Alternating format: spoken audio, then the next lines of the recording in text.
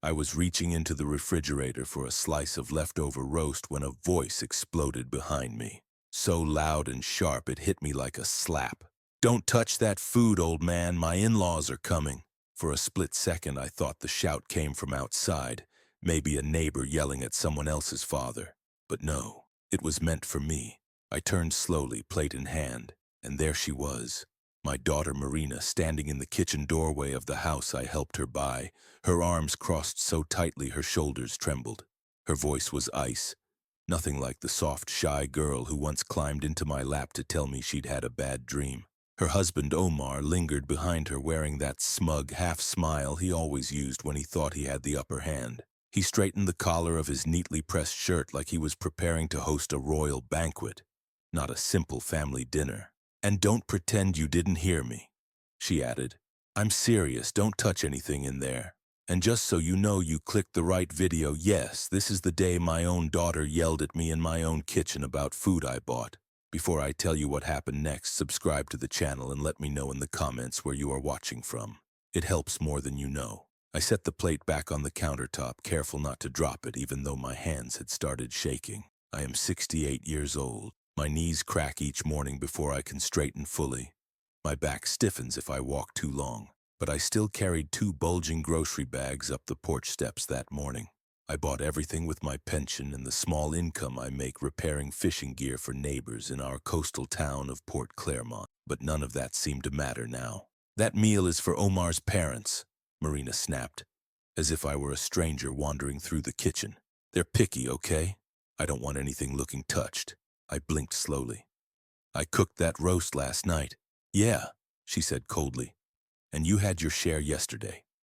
Don't embarrass me today." Her words didn't just sting. They lodged somewhere deep, where fatherhood used to sit heavy and warm. I didn't understand what had changed or when.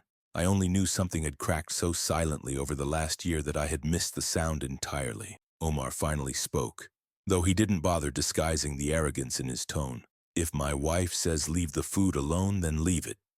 It's simple." He rested a hand on Marina's shoulder, a gesture that felt more like claiming territory than offering support. I swallowed hard and nodded. "All right, I hear you." But inside something else moved. A tightening, a quiet awareness. I stepped aside and closed the refrigerator door as gently as I could. The room felt smaller than usual, heavy with judgment. I wiped my hands on the front of my worn jeans, the same ones Marina once made fun of for having too many pockets. I didn't argue. I didn't plead. I didn't remind her that I'd sold my lakeside cottage to help her and Omar with the down payment on this house 2 years ago, that I had given them everything I had left after my wife Camilla passed away. Instead, I simply said, "I'll be upstairs." Marina didn't answer. She was already rearranging containers in the refrigerator like preparing for a magazine photo shoot.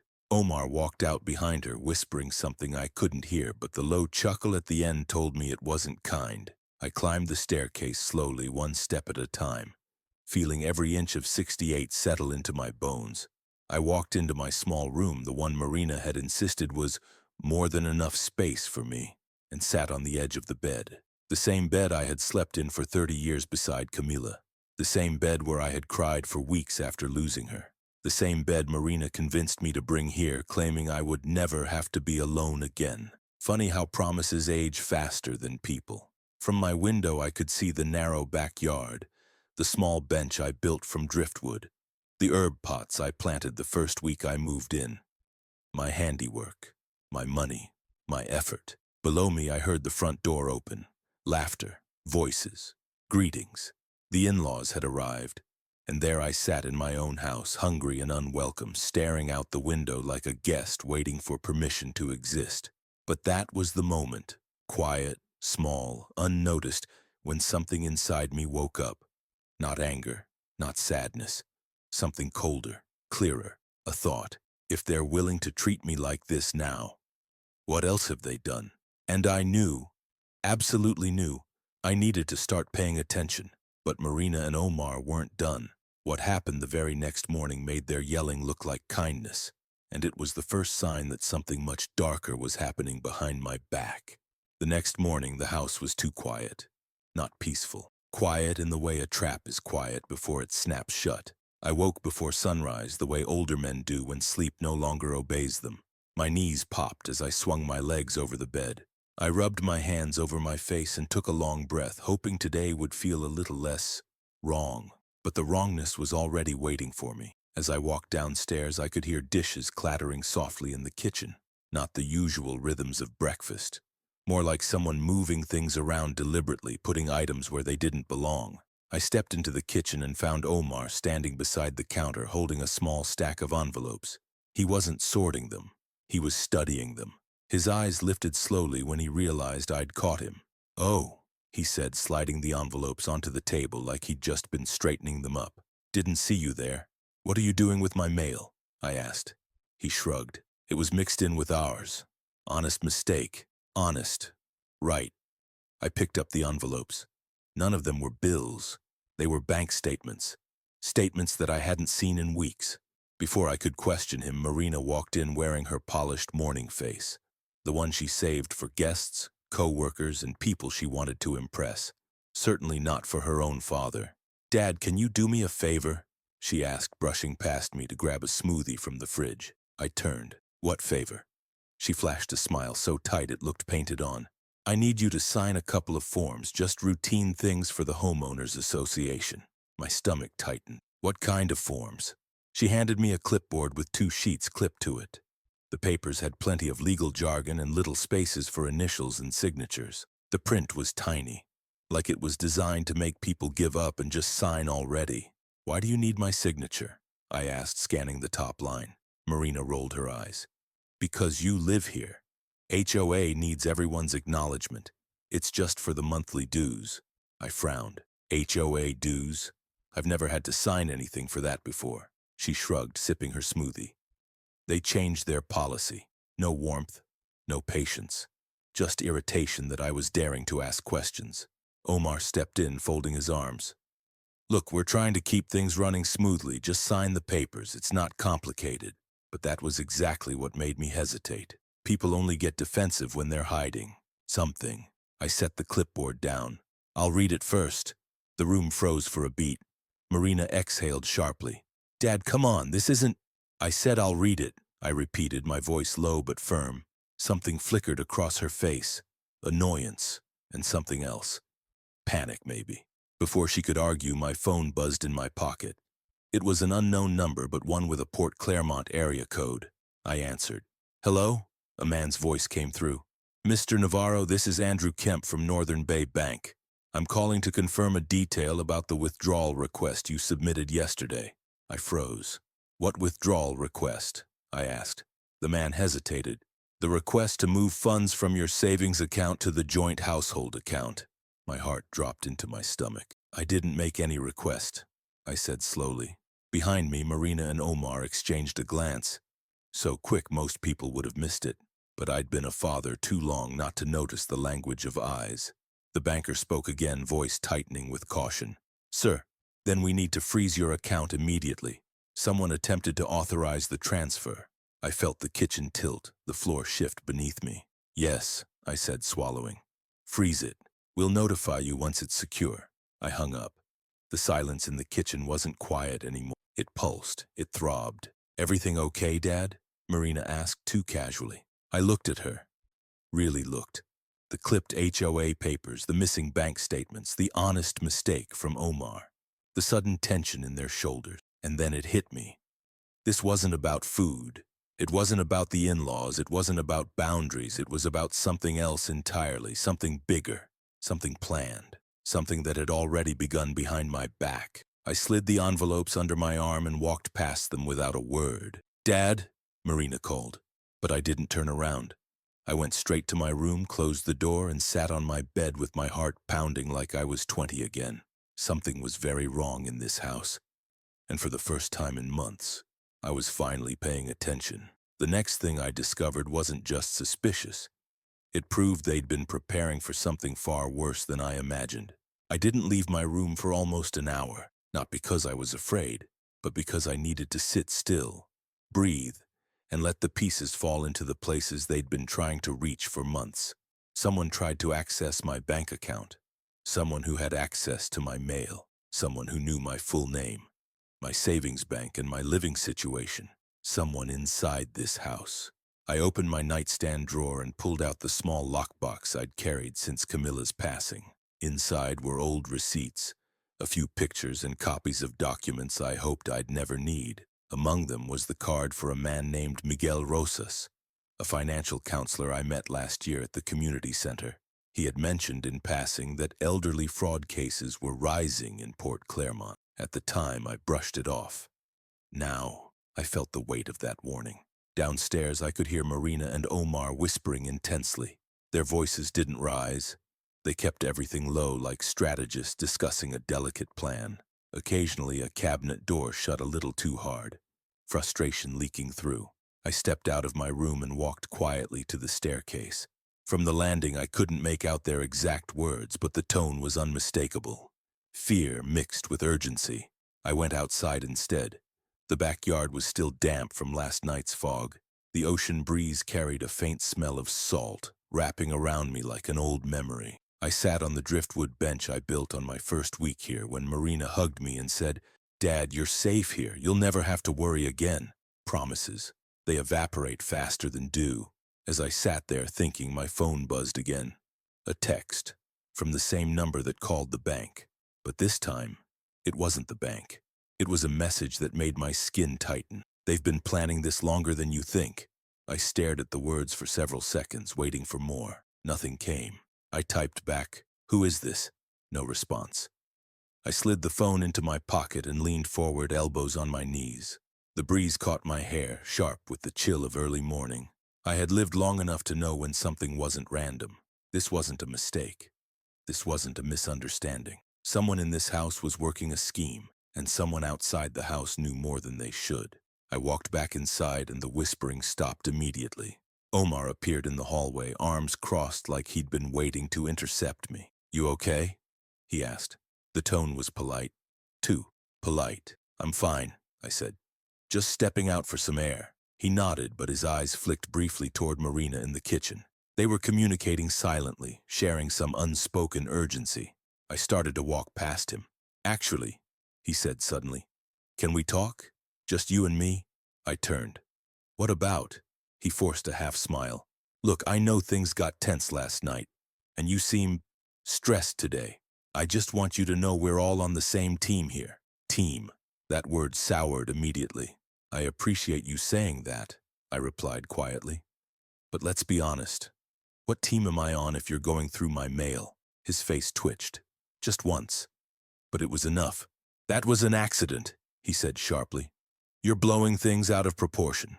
"Am I?" I asked. He shifted his weight. "Well, yeah." I just stared at him.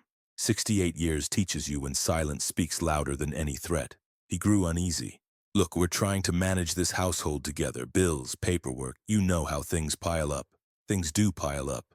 Just usually not stolen bank statements." Marina came in, drying her hands with a kitchen towel. "Dad," she said carefully, "we really need you to review those HOA forms. They're due today." I looked at both of them, and suddenly I understood. The timing, the pressure, the sudden politeness, the urgency in their voices. Those weren't HOA papers, those were something else. Something that required my signature, something time-sensitive, something they'd rehearsed. I picked up the clipboard again. But this time, instead of skimming, I read. The first page looked harmless. But halfway down the second page, buried in dense text, I found it. Authorization to restructure ownership of the property. Not transfer, not sell. Just restructure. A word chosen carefully. A word that wouldn't alarm someone in a rush. A word that could shift who controlled the house. And if I had signed it, I would be giving up rights without even knowing.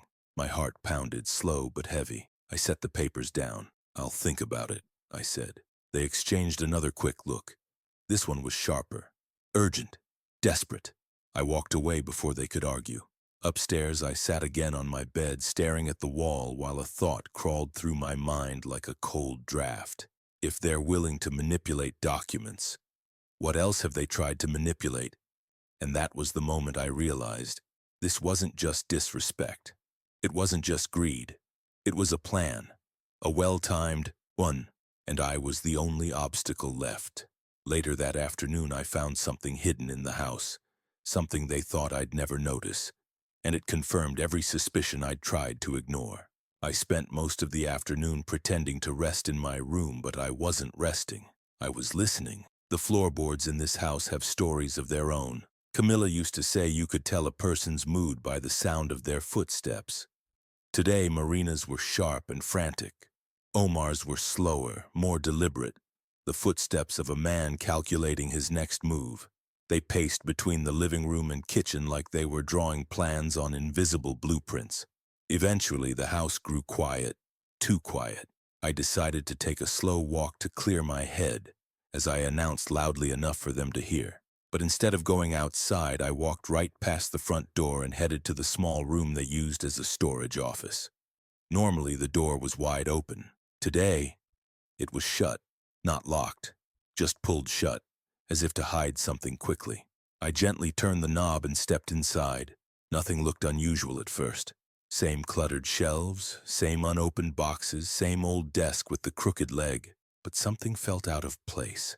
The room had a faint smell of cologne, Omar's cologne, the cheap kind he drowned himself in whenever he wanted to feel important. I scanned the room more carefully. Then I noticed it, the metal file drawer slightly open just an inch, like someone had rifled through it and didn't push it back fully. I knelt down and pulled the drawer open. Most of it was filled with old instruction manuals and expired warranties. But near the back, a folder stuck out, blue, worn, and bent at the corners. It wasn't mine, and I'd never seen it before. I opened it slowly. Inside were several printed emails. The first one hit me like a fist. Inquiry. Reverse mortgage eligibility. Property on Seaside Lane. My breath caught. A reverse mortgage? On this house? I flipped to the second page. There, circled in pen, was my name, handwritten in Omar's lazy scrawl, along with a note, must get him to sign before the end of the month. My blood ran cold. I kept reading. The next page was worse, a checklist titled Elder Co-Resident Consent Requirements, with several items checked off, including access to male financial assessment, confirm joint occupancy, obtain signature without raising suspicion, and beside the last line, written lightly in pencil, use HOA forms as cover. I sat back on the floor, the paper trembling slightly in my hands. They weren't planning a small con. They weren't trying to control chores or food or utilities. They were preparing to leverage the house I had poured my last savings into, to pull money out of it while I was still alive. And if they managed to push the paperwork through, I would have no rights, no claims, no home. The thought sat in my chest like a stone. But what nearly broke me was a small folded sheet tucked behind the emails. Not official looking, just a torn piece of notebook paper. On it, in Marina's handwriting, it's the only option if we want the money fast. Fast. They wanted it fast. For what? Debt? Business? Gambling? Omar's constant failures? Something darker? I didn't know. But now I needed to. I put the papers back exactly how I found them, not a millimeter out of place, closed the drawer carefully, and stepped out of the room with my heart pounding a slow, solid rhythm. As soon as I reached the hallway, I heard voices. Their voices. "Did he sign it?" Marina whispered. "No," Omar hissed. "He's stalling." "He never stalls," she said nervously. "He's suspicious." "No kidding," Omar muttered. "That call screwed everything up." "Who calls that early in the morning?" I froze.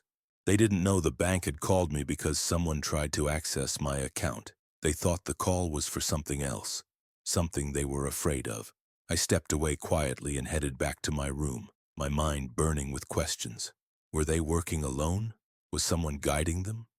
Who texted me earlier? Why was there a deadline?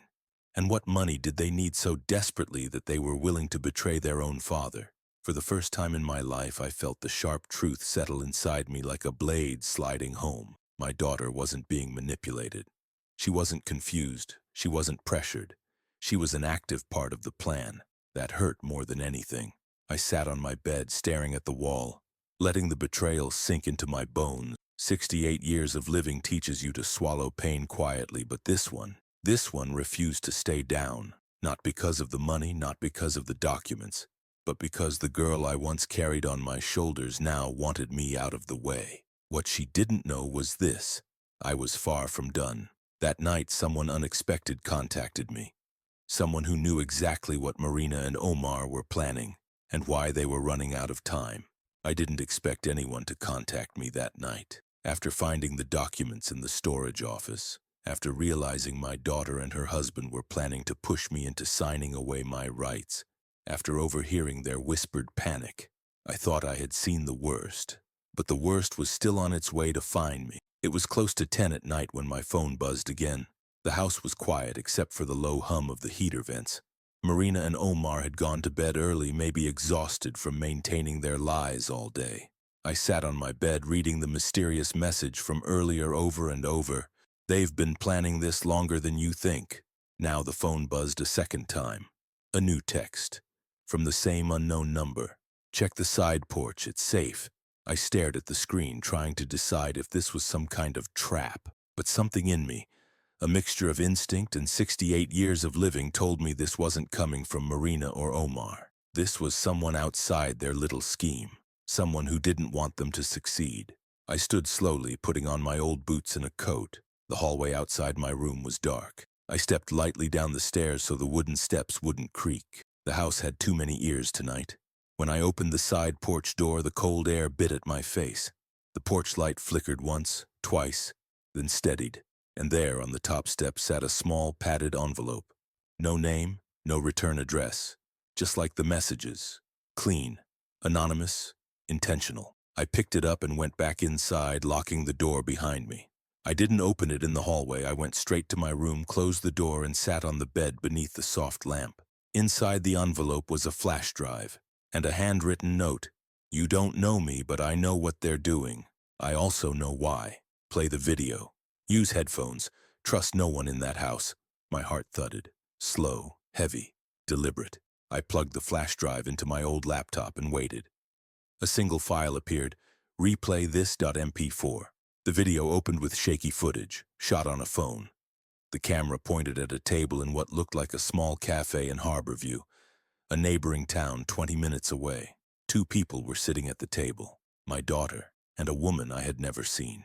Marina's hair was tied back, her face tight with worry. The woman across from her looked older, confident and impatient, someone who seemed used to making people nervous.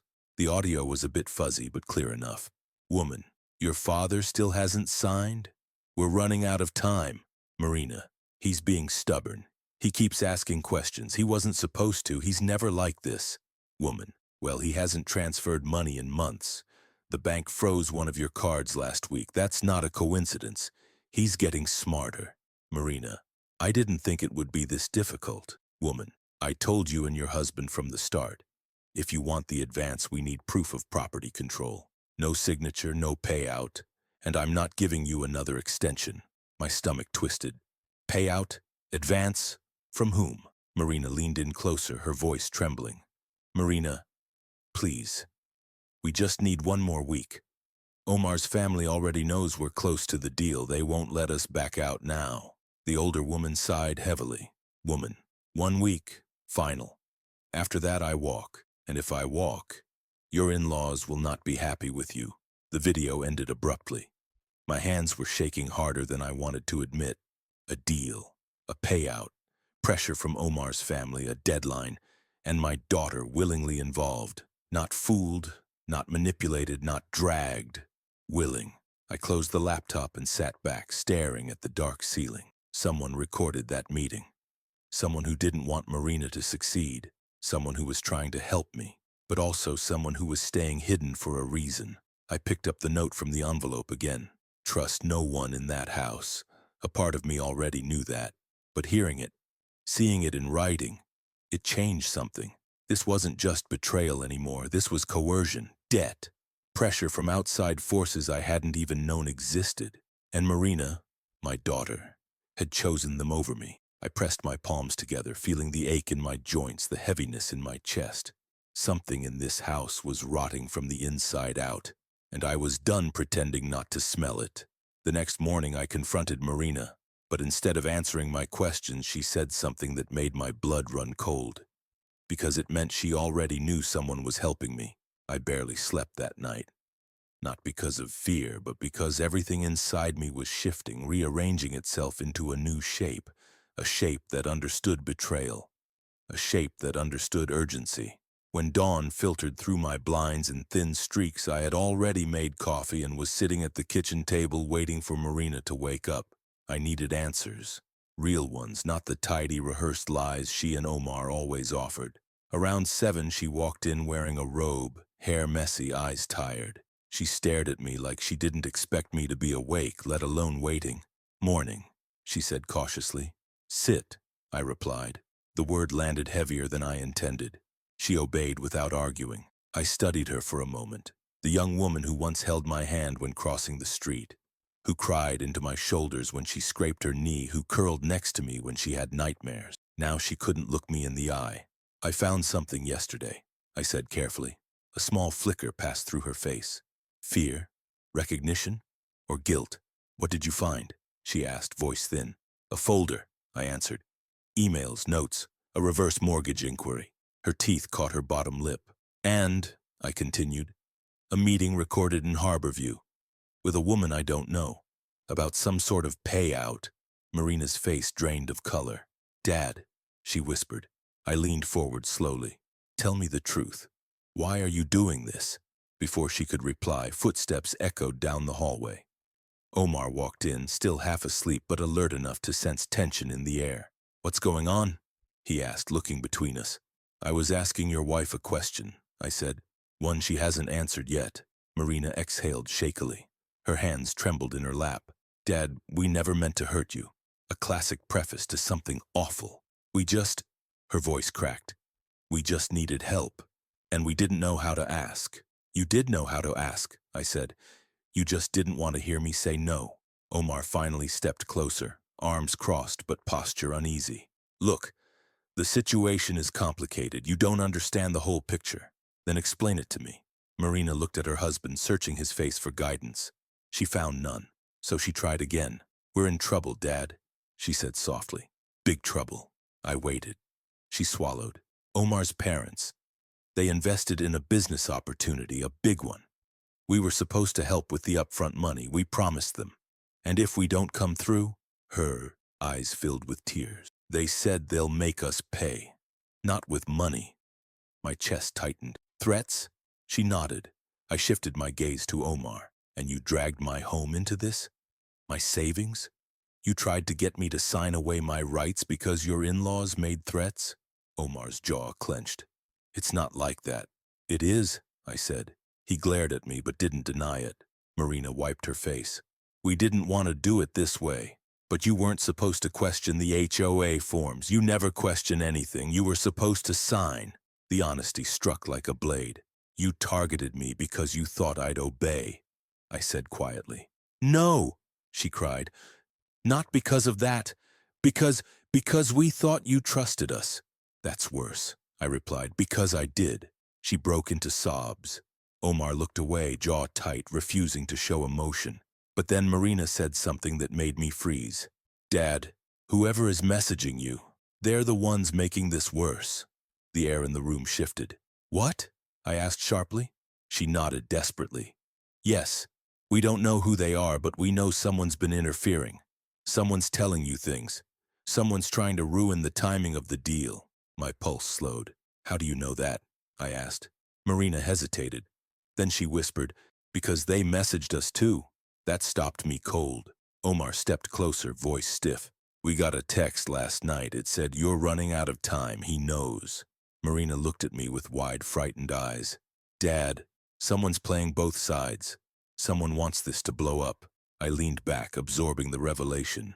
So the mysterious messenger wasn't a friend, wasn't a whistleblower, wasn't protecting me out of kindness.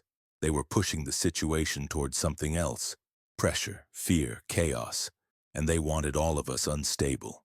"I need to see the message," I said. Marina nodded and unlocked her phone with shaking hands. She placed it on the table, turning the screen toward me. One text, one sentence. "If he won't sign, remove him." The house felt colder than the ocean wind sweeping through Port Claremont. "Remove me," I whispered. Marina sobbed harder. I didn't know what it meant, I swear, but I knew. I had known since yesterday something darker was at play. A third party, hidden, watching all of us. And now I understood the truth. Omar and Marina weren't the masterminds. They were pawns, and someone else was calling the shots. Later that evening, that someone else finally revealed themselves, not in a message, but by showing up at our front door. It started with a knock, not loud, not frantic, just one single, steady, deliberate knock. The kind of knock a person uses when they already know you're inside. The kind of knock someone uses when they aren't asking permission. They're announcing themselves. I was in the living room, standing near the window, thinking about the message Marina had shown me. If he won't sign, remove him. Those words still echoed in my head when the knock came. Marina froze in the hallway. Omar stiffened near the stairs. All three of us looked toward the front door as if it might explode. "Don't answer it," I said. But Omar was already moving, slowly, cautiously, like a man walking through water. It wasn't courage guiding him, it was fear of whoever was waiting outside. Before he reached the door, the knocking came again. Still controlled, still calm, somehow worse than pounding. I stepped forward. "Let me handle it." "No," Omar said, panic rising in his voice. "This is about us." I looked him in the eye. "If they wanted you, they would have messaged you. They messaged me." He swallowed hard. I approached the door slowly, my heartbeat steady but heavy, as if my body already knew the truth before I did. Without opening it fully, I unlocked the deadbolt and cracked it an inch. Through the narrow opening, I saw a tall man in a dark coat standing on the front walkway. His hands were clasped behind his back. His posture was immaculate, too polished for a thug, too rigid for a salesman. He lifted his chin slightly, acknowledging my presence. "Evening," he said. His voice was smooth, too smooth. "May I speak with the homeowner?" "In what capacity?" I asked. He smiled politely. "The legal one." Before I could respond, Marina appeared behind me with a shaky breath. "Dad, don't—" He tilted his head when he saw her. "Ah, there she is." His eyes, dark and unreadable, drifted past me toward her. "That's the daughter," he said. "Good. Saves me a second trip." I stepped fully into the doorway, blocking his view. "State your business," I said. He reached into his coat, not fast, not aggressively, but deliberately, and pulled out a slim leather folder. "This concerns the Seaside Lane property," he said. "Your property." My stomach tightened. "I don't recognize you," I said. "Which bank or agency are you with?" He smiled again, but this one didn't reach his eyes. "Oh, I'm not with a bank, and not with an agency either." He tapped the folder lightly. "Let's just say I represent interested partners." Omar stepped forward, pale. We said we needed more time. You told me we had until next week." The man didn't even look at him. "That was before complications arose," he said calmly. "What complications?" I demanded. He opened the folder, revealing printed contracts, signatures, email threads, and something that stopped my breath. A document labeled Asset Liquidation Strategy, Phase 1. And beneath that, my full name. The man looked at me like he was studying a chess piece. "You were supposed to sign," he said, "weeks ago. The entire process depended on your cooperation." "I never agreed to anything," I said. He nodded once. "Yes, that has become painfully clear." "And you pressured my daughter?" I asked. His smile faded. "We gave her options." Marina covered her mouth, tears welling. "Options?" I repeated. "That's what you call threats?" His eyes hardened, a slight narrowing that chilled the air around us. "Sir," he said softly, "a debt is a debt, and when people enter arrangements they cannot fulfill, others suffer. My clients do not tolerate setbacks." Omar stepped forward, voice trembling. "We just needed the advance. We were going to pay it back." The man finally looked at him, cold and dismissive. "You were never going to pay it back." Omar went silent. Then the man turned to me. "You, however, could have prevented all this if you had simply signed the restructuring documents. You tried to trick an old man," I said. "And failed." "Trick?" he repeated as if offended. "No, we tried to expedite. Your daughter assured us you were compliant, predictable, easy." Marina sobbed. "I'm sorry, Dad." He lifted a hand, silencing her. "We are past apologies," he said. Something in his voice shifted. A shadow. A warning. "My clients expect results. And since we no longer require your signature." He closed the folder gently. "We will proceed with alternative measures." I stepped forward, jaw tightening. "Meaning what?" He leaned in, his voice low and calm. "Meaning you no longer matter." Marina gasped. Omar cursed under his breath. I did not move. I did not flinch. 68 years teaches you that fear is only fuel for people like him. I stared him dead in the eyes. "You think I'm helpless," I said quietly. "You think because I'm old, I'm an easy piece to remove." His expression didn't change. "I think," he replied, "you're out of time." He turned, walked down the steps, and got into a dark sedan waiting by the curb. The engine started instantly, headlights glowing like a threat left behind. The car pulled away. The porch felt colder, and I knew one thing with absolute clarity. This wasn't just about money anymore. Someone wanted me gone. Permanently. The very next day, they made their first move. And it didn't target my bank account or the house. It targeted me directly. I didn't leave the house that night. I didn't even close my eyes. I sat in the living room with the lamp on low, listening to every creak, every gust outside, every shift in the floorboards upstairs as Marina and Omar whispered behind their bedroom door. Not because I was afraid, but because I finally understood the truth. Someone had decided I was no longer useful, and once a man becomes unnecessary, the world finds creative ways to erase him. By the time dawn crept in, I was ready. Marina came downstairs first, eyes swollen, hair tied back, trying to pretend nothing had happened. "Dad," she whispered, "we didn't know he would come here." I didn't answer immediately. I poured myself coffee instead. The silence pressed on her. "He said he would only talk," she insisted. "We didn't know he'd threaten you." I turned slowly, the mug warm in my hands. "But you knew someone was coming." She went still. She didn't deny it. Before she could speak again, the front door rattled loudly. Not a knock, not a gentle push, a forceful shake, as if someone was testing how sturdy the frame was. Marina gasped. She ran to the hallway and shook Omar awake. I opened the blinds just enough to peek outside. A different car this time. Dark gray, tinted windows, unmarked. Someone sat inside, engine running, waiting, watching. Omar stumbled into the living room, hair messy, face pale. "They're here already?" he whispered, looking like a man who had been running from consequences far longer than I realized. "Who are they?" I asked. He avoided my eyes.